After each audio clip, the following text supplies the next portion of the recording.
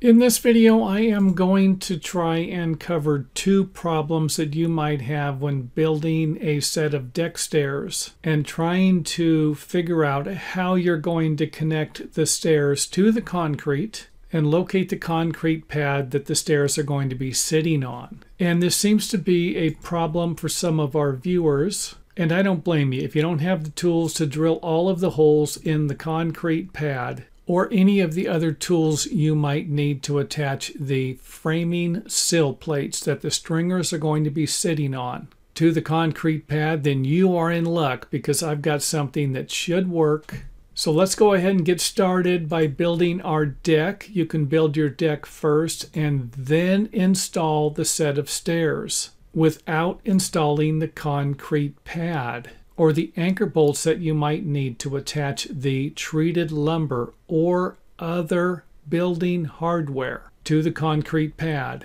So let's go ahead and start with the most common problem most people are going to have, and that will be locating the concrete pad in the exact spot. And trust me, I've seen it all. I've seen the pads located in the back, I've seen them in the front, and I've seen them off to the side. And if I needed the concrete pad to be located right on the money, this would actually be the method I would use, because all you need to be off is a little bit to have problems with this. So the first thing you are going to need to do will be to figure out the total rise of the stairway. And I do have other videos on that at our website, or don't forget to check out some of our books on stair building, and those books can also be found at our website. But either way, you are going to need to know where the bottom of the treated lumber is going to be sitting on top of, so that you can figure out the individual riser height so that you can lay out and cut your stair stringers.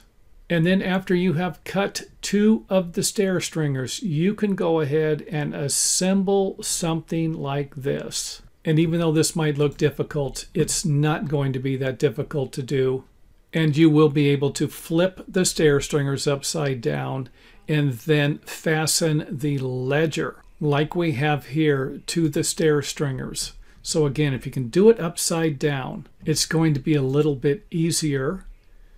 And you can always drill the holes for your anchor bolts after you have attached the sill plates and the front form board. Just make sure that the anchor bolt locations will not interfere when you install the other stair stringers. So it might not be a bad idea to lay out where the stair stringers are going to be located on the sill plates there. And you can always make the form board a little bit longer if you need to. And then the next step will be to attach the stair stringer assembly to the deck. And you can raise or lower the height of the bottom of the stairway by adding or subtracting a few blocks.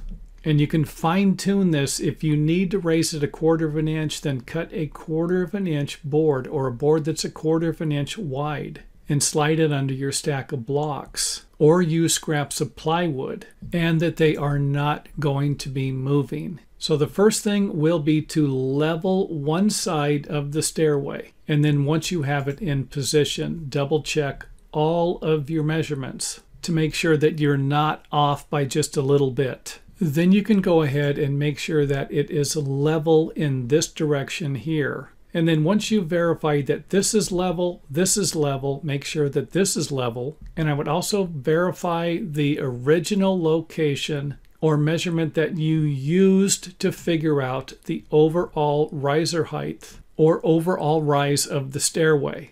Next up, let's go ahead and install our stakes, because we are going to need to remove the blocks. And you can always install this board in the same way that you installed the front one when you were assembling the section of the stairway when it was turned upside down. Then you can go ahead and install the anchor bolts and the side board forms.